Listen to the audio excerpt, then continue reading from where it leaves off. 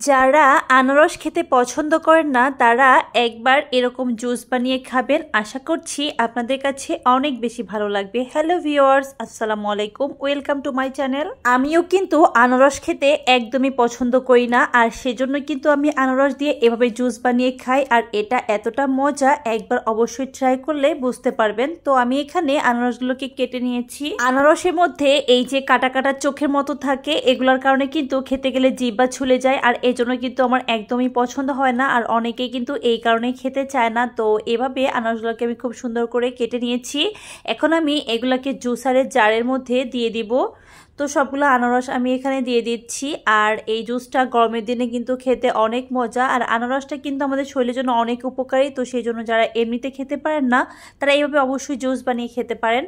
তো দিয়ে দিলাম হচ্ছে চিনি পরিমাণ মতো, আর দিয়ে দিচ্ছি বিট লবণ। এখানে বিট লবণের পরিবর্তে নর্মাল লবণটাও ইউজ করা যাবে, তবে বিট লবণ দিলে কিন্তু স্বাদটা একদম পারফেক্ট আসবে।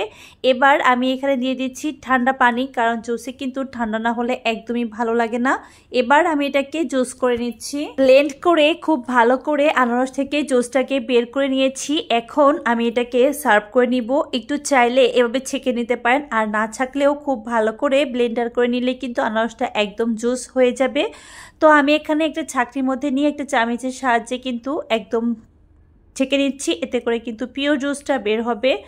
তো যারা আমার মতো আনারস খেতে পছন্দ করেন না তারা কিন্তু অবশ্যই এইভাবে জুসটা ট্রাই করবেন। আমার তো অনেক বেশি পছন্দ, আর আশা করছি আপনাদের কাছেও অনেক বেশি ভালো লাগবে।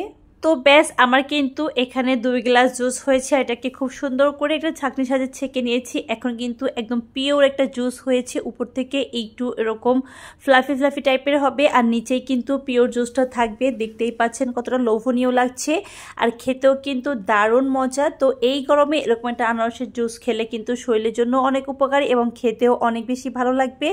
তো কেমন লেগেছে রেসিপিটি অবশ্যই কমেন্ট সেকশনে জানাবেন। আর যারা এখনও আমার চ্যানেলে সাবস্ক্রাইব করেন নাই অবশ্যই সাবস্ক্রাইব করে পাশে থাকা বেল আইকনটি প্রেস করে দিবেন, যাতে করে পরবর্তীতে নতুন কোনো রেসিপি নিয়ে চলে আসলে আপনারাও দেখতে পারেন। সেই পর্যন্ত সবাই ভালো থাকবেন। আল্লাহ হাফেজ।